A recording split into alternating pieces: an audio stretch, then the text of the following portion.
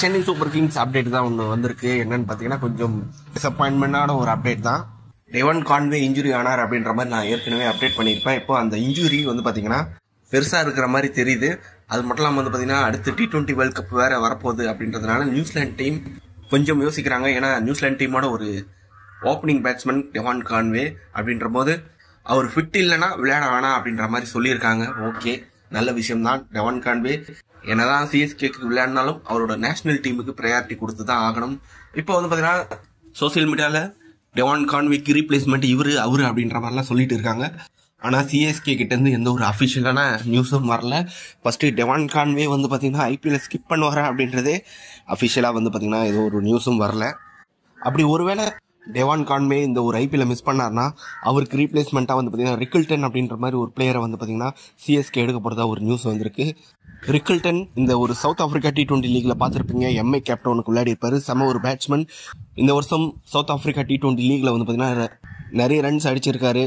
என்னதான் Mi captain team வந்து பார்த்தீங்கன்னா ஃபெயிலியர் ஆகியிருந்தாலும் இவர் வந்து பார்த்தீங்கன்னா சூப்பராக விளையாடி இருக்காரு அப்படின்ற போது ஒரு நல்ல ரீப்ளேஸ்மெண்ட். அது மட்டும் இல்லாமல் வந்து பார்த்தீங்கன்னா டெவான் கான்வேக்கு man to man replacement. Devon Conway வந்து பார்த்தீங்கன்னா ஒரு விக்கெட் கீப்பர் பேட்ஸ்மேன்.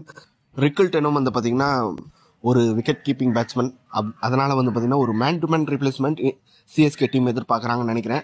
அவரும் ஒரு லெஃப்ட் ஹேண்ட் பேட்ஸ்மேன் ரிக்கில்டன் அப்படின்ற போது ஒரு நல்ல சாய்ஸ் தான். வெயிட் பண்ணி பார்க்கலாம் ரிக்கில்டனை சென்னை சூப்பர் கிங்ஸ் சூஸ் பண்ணுறாங்களா இல்லையா அப்படின்றத. அதுக்கப்புறம் இன்னொரு ஆப்ஷனும் இருக்குது. நம்ம சிஸ்டர் பிரான்ச்சான ஜேஎஸ்கேல விளையாடிட்டு இருக்க லூயிஸ் டு ப்ளோய் அப்படின்ற ஒரு பிளேயர் வந்து பார்த்தீங்கன்னா அவரும் ஒரு லெஃப்ட் ஹேண்ட் பேட்ஸ்மேன் தான். அவருக்கு வந்து பார்த்தீங்கன்னா சிஎஸ்கே கொக்கி போட்டுட்டு இருக்காங்க. இப்போ வந்து பார்த்தீங்கன்னா அவரும் ரிக்கில்டனும் தான் ஆப்ஷனாக இருக்காங்க. லூயிஸ் டு ப்ளோய் அவரும் வந்து பார்த்தீங்கன்னா ஒரு லெஃப்ட் ஹேண்ட் பேட்ஸ்மேன். அவரும் வந்து பார்த்தீங்கன்னா டாப் ஆர்டர் பேட்ஸ்மேன். என்ன ரிக்கில்டன் கிட்ட ஒரு எக்ஸ்ட்ரா ஆப்ஷன் இருக்குது. அவர் கொஞ்சம் விக்கெட் கீப்பிங் பண்ணுவார். இவர் வந்து பார்த்தீங்கன்னா விக்கெட் கீப்பிங்லாம் பண்ண மாட்டார், பவுலிங் போடுவார்னு நினைக்கிறேன்.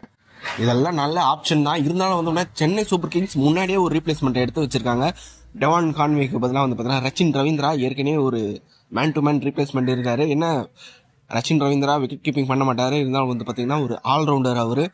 டெவான் கான்வே வந்து பார்த்தீங்கன்னா சிஎஸ்கேக்கு விளையாடலண்ணா இந்த வருஷம். அந்த இடத்துல ரச்சின் ரவீந்திரா விளையாடுறதுக்கான வாய்ப்பு இருக்குது. ஓகே, உங்களை பொறுத்த வரைக்கும் இந்த 3 பேரில் டெவான் கான்வேக்கு பதிலாக யார் விளையாடினா நல்லா இருக்கும் அப்படின்றது வந்து கமெண்ட் பாக்ஸில் டைப் பண்ணுங்க. இன்னும் ஒரு முக்கியமான விஷயம் நான் வந்து பார்த்தீங்கன்னா மறுபடியும் கன்ஃபார்ம் பண்ணிக்கிறேன். டெவான் கான்வே அஃபிஷியலாக இன்னும் வந்து பார்த்தீங்கன்னா ரூல்ட் அவுட் ஆகலை ஐபிஎல்லேருந்து அப்படின்றதையும் நான் வந்து கன்ஃபார்ம் பண்ணிக்கிறேன். ஓகே, இந்த வீடியோ பிடிச்சிருந்தா லைக் பண்ணுங்கள், ஷேர் பண்ணுங்கள், நம்ம சேனலை மறக்காமல் சப்ஸ்கிரைப் பண்ணி வச்சுக்கோங்க.